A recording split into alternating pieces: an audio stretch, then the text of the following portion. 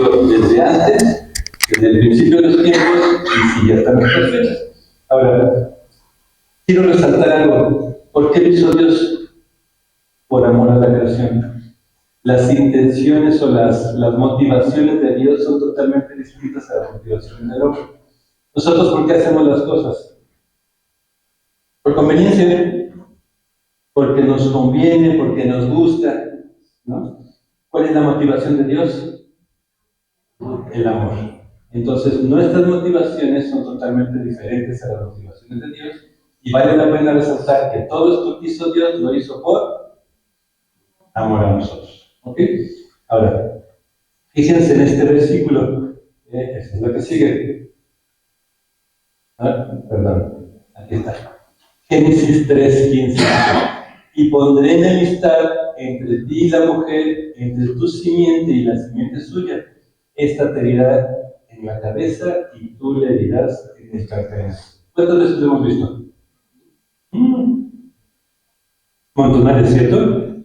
Bueno, este versículo se conoce como el protoevangelio. Hay dos protoevangelios, al menos que yo conozco. Uno es el de Santiago, que es apócrifo, y este es el real, digamos, el verídico, que es el de Génesis. Proto significa el primero, y evangelio son las buenas nuevas. Entonces, este es el primer anuncio que se hace en el libro de Génesis, en la Biblia, de lo que es nuestra salvación. ¿Okay? Aquí lo que se predice es una enemistad eterna entre Satanás, la serpiente, y la mujer. La mujer está normalmente identificada o se entiende como la humanidad, y en algunos casos lo identifican como la iglesia. En donde su descendiente, la descendiente de Satanás, son todos los que no creen en Dios, y la simiente de la mujer viene siendo Cristo Jesús. Están estas dos, simiente contra simiente, en pleito eterno, ¿no? Entonces, aquí nos dice que la simiente de la mujer, que es Jesús, va a herir a la serpiente. ¿En dónde la va a herir? En la cabeza. Eso es una herida mortal. Ahorita lo vamos a ver, ahí se puede ver. Si se fijan la figura, bueno, cuando un hombre aplasta la cabeza de una serpiente, ¿qué le pasa a la serpiente? Normalmente muere. Y también nos dice este versículo que la serpiente sí va a herir a la simiente de la mujer, pero la va a herir en el calcañar, vamos a decir que es en el talón. Esa es una herida que, si bien es dolorosa, no es mortal. Y eso se hace realidad con la muerte de Jesús en la cruz, pero también con su resurrección. Entonces, eso es lo que significa aquí. Entonces, en pocas palabras, este versículo lo que nos está anunciando es la victoria del Mesías sobre Satanás, y deja claro el plan redentor de Dios para el hombre desde el principio. ¿Se entiende así? Ok. Ahora, entonces el plan de redención es este. El hombre es quien merecía morir por consecuencia de su desobediencia a Dios, que lo conocemos como pecado, pero entonces llega Jesús para pagar el precio por ese pecado, por esa desobediencia, y lo salvó de pasar toda la eternidad separado de Dios. ¿Y quién es el hombre? Nosotros. Entonces, esto que hizo Dios, lo hizo para nosotros. Ahora, me gustaría que leamos juntos Génesis 5, del 3 al 29. Está largo. Entonces, búsquenlo para que no nos perdamos. Génesis 5, del 3 al 29. Que me gustaría que pongan atención es en los nombres de los patriarcas, ¿va? Dice así, vamos a ver 10 nombres de patriarcas que aparecen en este pasaje. Y vivió Adán, el primero, 130 años, y engendró un hijo a su semejanza conforme a su imagen, y llamó su nombre Set, el número 2. Y luego fueron los días de Adán, después que engendró a Set, 800 años, y engendró hijos e hijas. Y fueron todos los días que vivió Adán 930 años y murió. Vivió Set 105 años y engendró a Enos, número 3. Y vivió Set, después que engendró a Enos, 807 años y engendró hijos e hijas. Y fueron todos los días de Set 912 años y murió. Vivió Enos 90 años y engendró a Cainán, número 4. Y vivió Enós después que engendró a Cainán 815 años y engendró hijos e hijas, y fueron todos los días de Enós 905 años y murió. Versículo 12. Vivió Cainán 70 años y engendró a Mahalalel, número 5. Y vivió Cainán después que engendró a Mahalalel 840 años y engendró hijos e hijas. Y fueron todos los días de Cainán 910 años y murió. Vivió Mahalalel 65 años y engendró a Jared, número 6. Y vivió Mahalalel después que engendró a Jared 830 años y engendró hijos e hijas. Y fueron todos los días de Mahalalel 895 años y murió. Vivió Jared 162 años y engendró a Enoc. Y vivió Jared después que engendró a Enoc 800 años y engendró hijos e hijas. Y fueron todos los días de Jared 962 años y murió. Entonces, dice, vivió Enoc 65 años y engendró a Matusalén, número 9. Y caminó Enoc con Dios después que engendró a Matusalén 300 años y engendró hijos e hijas. Número 8, ¿verdad? Sí, número 8, Matusalén. Hijos e hijas. Y fueron todos los días de Enoc 365 años. Caminó pues Enoc con Dios, desapareció porque Dios le llevó. Vivió Matusalén 187 años y engendró a Lamec. Ahora sí, número 9. Y vivió Matusalén después que engendró a Lamec 782 años, engendró hijos e hijas.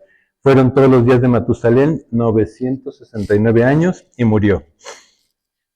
Vivió Lamec 182 años, engendró un hijo y llamó su nombre Noé, diciendo, este nos aliviará de nuestras obras y del trabajo de nuestras manos a causa de la tierra que Jehová maldijo. ¿Los cuántos fueron? 10. Porque es importante, fíjense, Adán, Set, Enos, Cainán, Mahalalel, Jared, Enoc, Matusalén, Lamec y Noé. Ahora, digamos, qué aburrido. ¿Y esto qué? ¿Para qué nos lo menciona? ¿No? Muchas veces cuando leemos así genealogías, como que decimos, ¿y esto qué tiene de útil? Bueno, yo lo que descubrí me encantó. Quiero compartirte el significado de los nombres de los 10 patriarcas antediluvianos que están aquí escritos en esta genealogía. Fíjense, empezamos con Adán. Simboliza la humanidad en general, es el primer hombre creado por Dios y su conexión profunda con la tierra.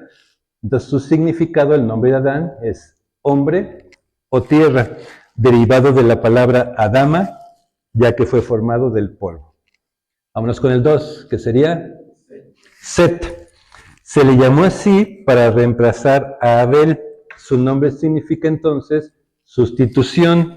Literalmente se traduce como puesto o colocado en el lugar de, o en lugar de. Luego sigue Enos. Se traduce como hombre mortal, hombre débil o humanidad, reconociendo su fragilidad y la necesidad de Dios tras la caída. Su significado entonces es, él cayó. Luego nos vamos con Cainán o Kenan, que también se puede decir así. Su nombre parece derivar de las raíces hebreas que significan posesión, obtener o nido, sugiriendo las ideas de adquisición o de un hogar, aunque también se le ha interpretado como lamentador o canto fúnebre. Entonces se entiende como lamentarse, o incluso en gerundio, lamentándose por la muerte. ¿Okay? Nos vamos con Mahalalel. Significa el Dios que debe ser alabado o la alabanza de Dios. Deriva de las raíces hebreas Mahalal, que significa alabanza y bendito, y El, que significa Dios. Entonces se entiende el bendito Dios que debe ser alabado. Nos vamos con Jared.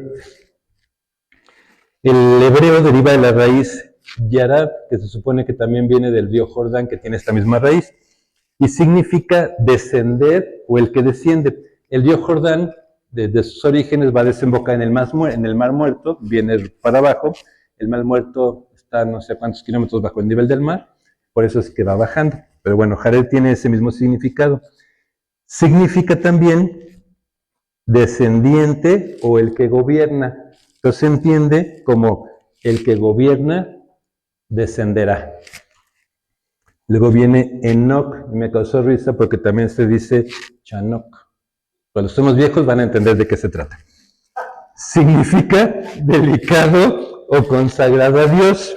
Representa la piedad y la devoción.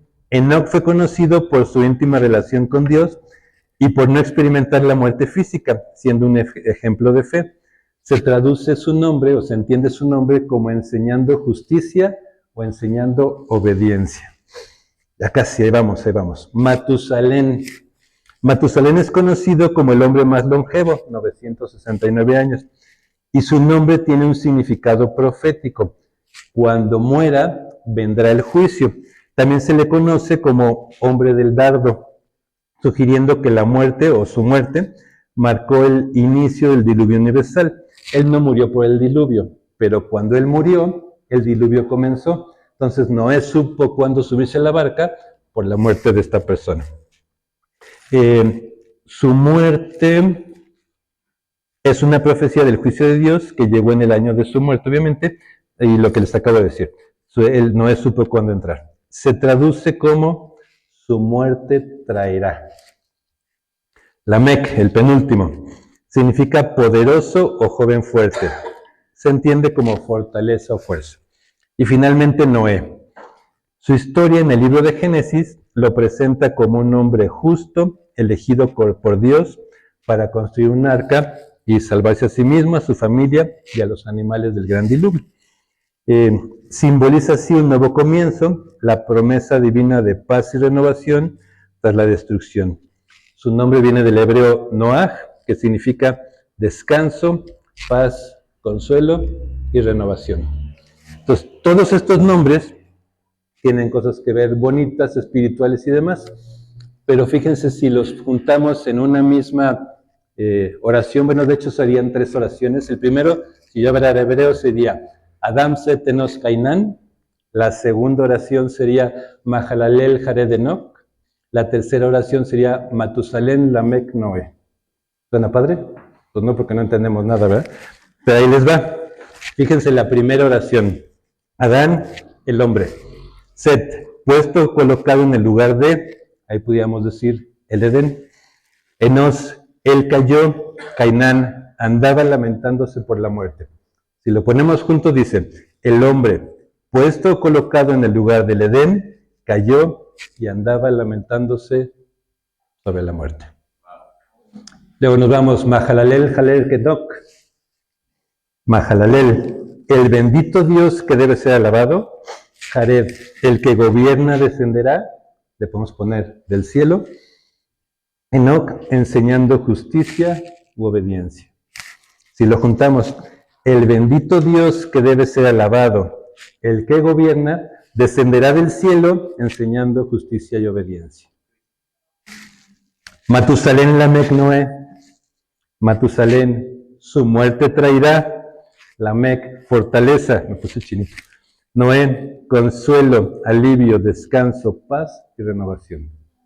Si lo juntamos, su muerte traerá fortaleza, consuelo, alivio, descanso, paz y renovación. ¿Ya nos vamos? ¿No? ¿A qué suena? Al plan de redención de Dios para el hombre. Asombroso, ¿verdad?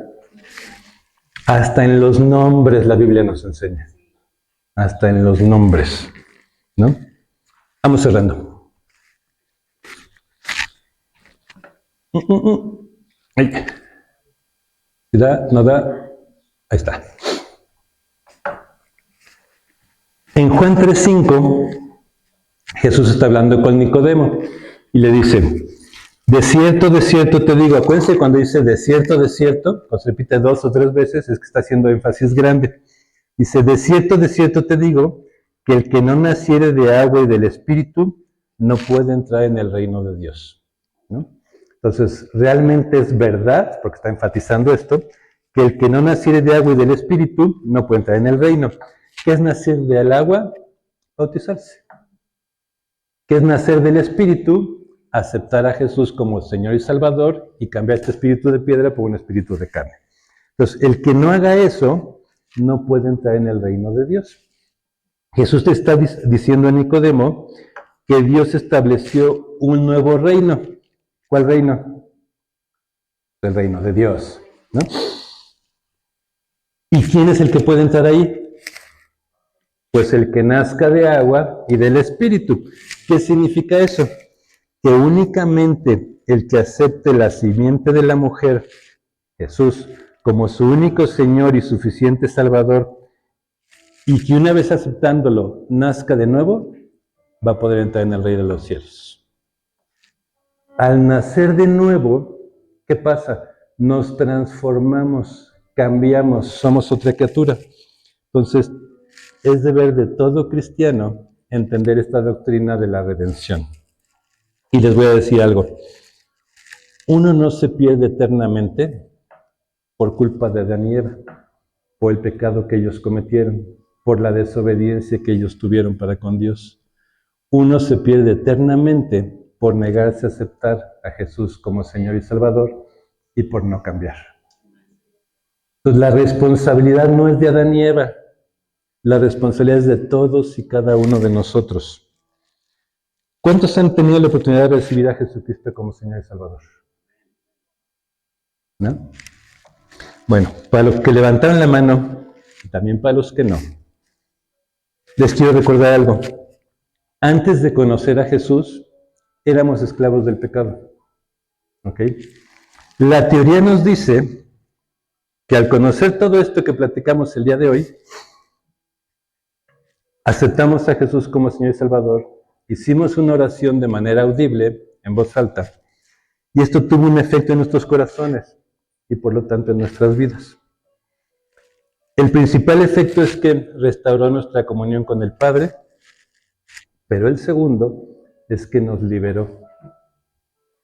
El problema que tenemos es que muchos de nosotros, aun como hijos de Dios, aun como creyéndonos cristianos, seguimos creyendo y cayendo en los engaños de Satanás y seguimos viviendo como esclavos.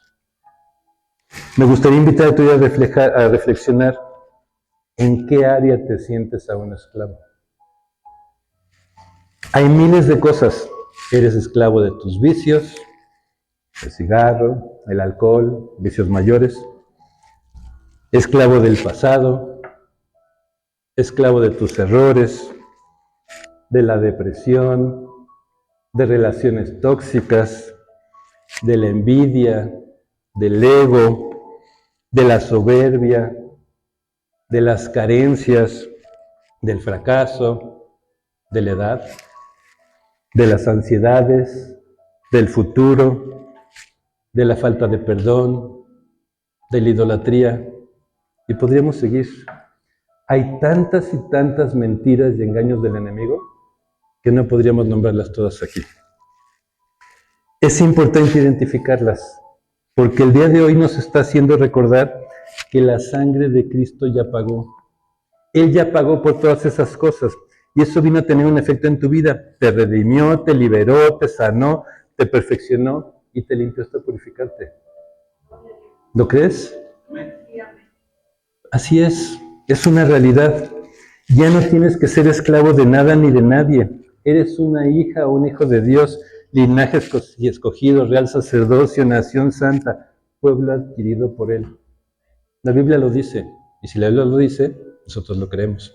Y si lo creemos es porque es cierto. Cristo ya pagó por el precio. Y como Él pagó, ya le pertenecemos.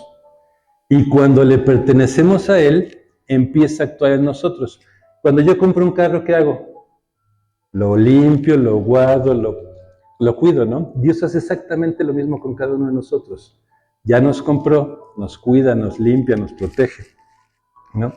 ¿Cuál es la consecuencia? Al empezar a actuar en nosotros, comienza a regenerarnos. Nos comienza a cambiar los pensamientos, comenzamos a cambiar nuestros sentimientos, comenzamos a cambiar nuestras acciones. Y es cuando empezamos a cambiar realmente desde adentro. Dominamos nuestros impulsos, dominamos nuestros malos hábitos, dominamos nuestras heridas o sanamos nuestras heridas, aprendemos de nuestras malas experiencias. Y todo eso poco a poco nos va limpiando y nos va haciendo crecer, nos va haciendo madurar, nos va haciendo ser mejores personas, pero sobre todo nos va limpiando del poder del pecado, ¿no? Te tengo una mala noticia. Si todavía no aceptas a Jesús como Señor y Salvador, no eres libre del pecado, no eres libre de la desobediencia y sigues siendo esclavo, a pesar de que te consideres cristiano. Porque ser cristiano, ya lo hemos visto, no nada más es creer. Ahorita lo vamos a ver.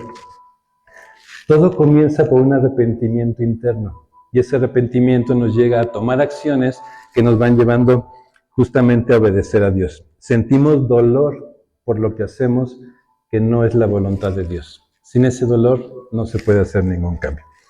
Pero bueno, si tú ya sabes que el Señor te ha redimido, entonces actúa como redimido, no actúes como esclavo. ¿Y qué es actuar como redimido? Pues en primer lugar, si traes algo cargando, entrégale esa carga, ese problema, esa circunstancia, ese sentimiento, esa carencia, esa enfermedad, esa relación, todo eso que te está haciendo carga y de la cual estás siendo esclavo, entrégaselo a Dios.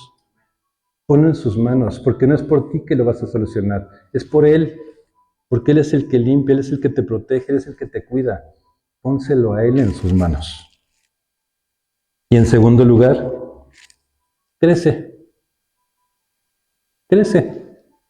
mejora, capacítate, trabaja en equipo, no dejes que el desánimo te jale, no dejes que el enemigo te engañe. Dile al enemigo, soy de Cristo, soy hijo de Dios, y escrito está que Él tiene pensamientos buenos para mí. Amén. Y también dile al enemigo, mi tiempo, mis recursos, mis conocimientos, mi vida, están puestas en las manos de Cristo. No te tengo temor porque Él está conmigo. No te dejes engañar por el enemigo. Amén. ¿Qué dice ahí? No se oye. ¿Qué? Ay, gracias a Dios, ¿no? Te voy a hacer una invitación. Aplica lo que aprendes. Vive lo que vas conociendo. Tenemos que dejar de ser investigadores o lectores, de esos que leemos, entendemos, aprendemos, pero solo vemos a Jesús como maestro. No necesitamos un maestro, necesitamos un redentor. Y el único requisito para aceptar ese redentor es ese, aceptarlo como Señor y Salvador. Siempre decimos, nos encanta la parte de aceptarlo como Salvador, pero también es nuestro Señor. Y eso implica obediencia. Entonces lo aceptamos como Salvador, pero queremos seguir nosotros siendo los señores. No se puede. En el reino no se puede. Si lo aceptamos como Salvador, lo tenemos que aceptar también como Señor. Y si aún no eres redimido, porque no has aceptado al Señor como tu Señor y Salvador, te invito a que lo hagas. Siempre me regañan porque no hago este llamado en público y lo hacemos aquí. ¿Quién quiere aceptar al Señor como tu Señor y Salvador? Yo me acuerdo cuando yo iniciaba, y la verdad es que a mí no me gusta hacerlo porque a mí me enseñaron cuando era chico que tu mano derecha no sepa lo que hace la izquierda. Ya sé que eso es para dar. Pero el cambio es interno, el cambio es personal, el cambio no es público. Obviamente cuando se hace en público hay más compromiso y está bien, pero el cambio empieza desde adentro. Entonces aquí normalmente no forzamos a las personas a cambiar. ¿Quién lo hace? Es el Espíritu, no nosotros. Y el Espíritu va a actuar delante de todos o detrás de todos, ¿no? Pero si Dios pone en tu corazón hacerlo, y no lo has hecho, acércate a alguno de nosotros. Te puedes acercar a mí, a Marta, a Javier, a Janet. Si no quieres un viejito, pues acércate a Paco, a Berito, ¿no? O como dicen por ahí, a quien más confianza le tengas. Habemos muchos por aquí que te podemos guiar en ese camino. No estás solo, ¿no? Puedes ser acompañado en ese proceso. Lo único que sí te puedo decir es que se requiere carácter, se requiere humildad, primero para entender que no hacemos las cosas bien, para entender que no somos perfectos, y segundo, obediencia, para hacer lo que Dios manda, ¿no? Tal cual, hacer lo que Dios manda, y no nada más de palabra, de hecho. Entonces, si Dios pone en tu corazón hacerlo, te garantizo que vas a tomar la mejor decisión de tu vida. Porque tu vida a partir de ese momento va a empezar a cambiar para bien y para mejor del otro lado de la eternidad. Amén. Vamos a orar. Padre amado, pues muchísimas gracias te doy en esta mañana, tarde, mi Dios, porque tú estás aquí en medio de nosotros, Padre hermoso. Muchas gracias porque tú has venido a sanarnos, tú has venido a liberarnos, tú has venido a procurarnos, has venido a cuidarnos. Y no porque nosotros seamos lo máximo, sino porque tú eres un Dios de amor, un Dios de bendición, un Dios de protección, un Dios de cuidado, un Dios de redención, mi Dios. Muchas gracias porque has venido a bendecir a tu pueblo. Muchas gracias porque nos has venido a liberar de la esclavitud que teníamos. Y muchas gracias porque has venido a buscarnos como perdidos que éramos, mi Dios. No tenemos con qué pagarte ni con qué agradecerte. Sería imposible hacerlo. Ayúdanos para que nosotros reaccionemos no por obligación, no por miedo, sino con amor. Amor con amor se paga y nosotros simple y sencillamente obedecemos y somos humildes por amor. Te alabamos y te bendecimos en nombre de tu Hijo amado Jesús. Amén. Que Dios los bendiga, iglesia. Muchas gracias.